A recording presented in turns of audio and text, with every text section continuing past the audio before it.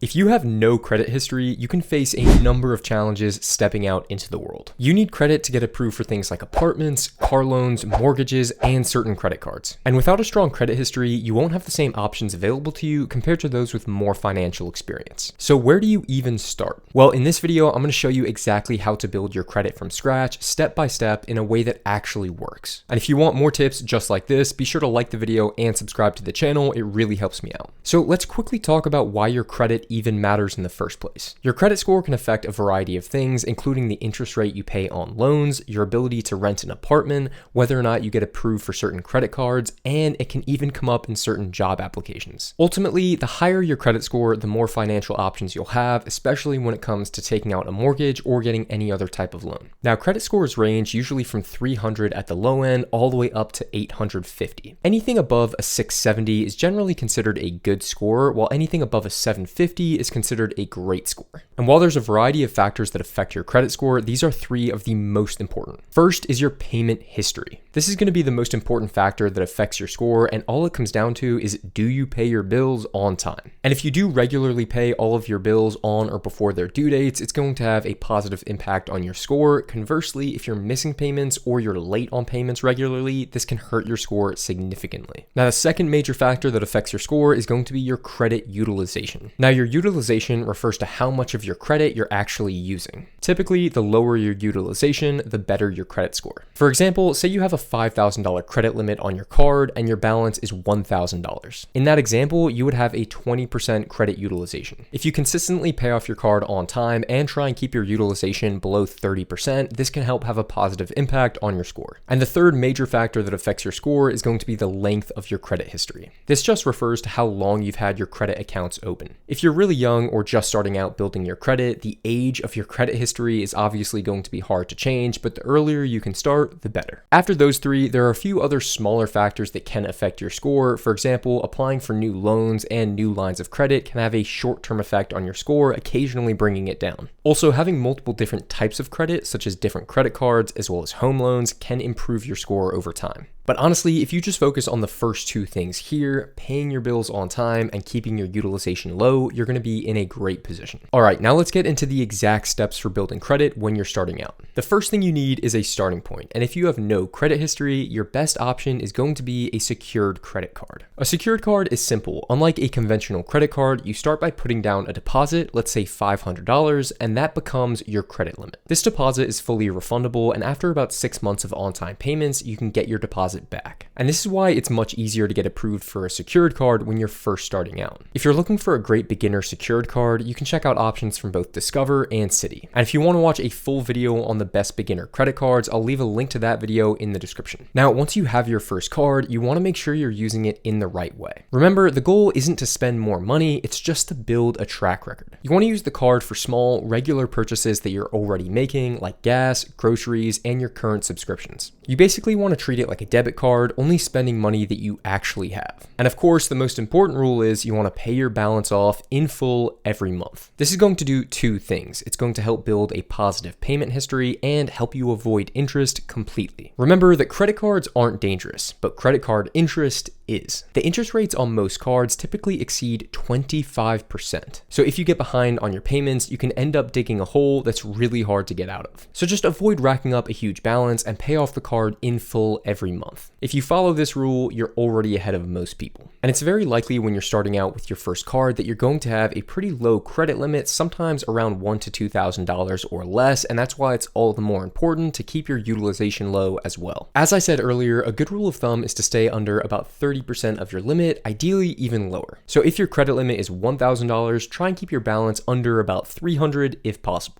You'll find in the future that keeping a lower utilization is much easier once you get approved for higher credit limits. And the good thing is you can usually request a credit limit increase as soon as 6 months after you get your first card. And some banks will even automatically raise your credit limit without you even having to ask. So just know it's totally normal to have a slightly lower credit limit for that first year. And finally, you just want to remember to be consistent. Building credit is not instant, but the good news is it doesn't take forever either. And if you follow all the steps that we've gone over, you can start seeing progress with your score in as soon as 3 to 6 months. Now, if you want some bonus tips to further improve your score, here are a couple additional strategies. strategies. First, you can become what's called an authorized user on an existing credit card account. And so if a family member adds you to their card, you can automatically benefit from their credit history. So for example, if you're really young, a parent can add you as an authorized user to one of their cards, and this can jumpstart your credit building process really early on. But if you do go this route, just make sure that your parent does pay off their card in full and on time, because otherwise you might end up inheriting a bad credit history, and that's not what you want to do. And then second, another strategy that you can use is adding a second credit card about 6 to 12 months after opening the first. Now, this isn't required, and there are a lot of people with good credit that only have one card, but having multiple different lines of credit can actually be a positive sign for lenders that can help improve your score. So say, for example, if you start out with a secured card or another beginner-friendly option, this could be a great time to add a more powerful cashback card or even a travel credit card. Now let's touch on what not to do in your credit building journey, because making even one mistake can set you back a few months. First is the most obvious, and that's missing payments. Missing just one payment, especially if you have almost no credit history, can hurt your score significantly. Now, a really easy way to avoid this is by scheduling automatic minimum payments through your banking app. The minimum payment on your card will typically be anywhere from $20 to $40. Setting this up takes literally 1 minute, and it will ensure that you never have a late payment. And the second biggest thing to avoid is carrying a balance on your card. You do not need to carry a balance on your card to build credit.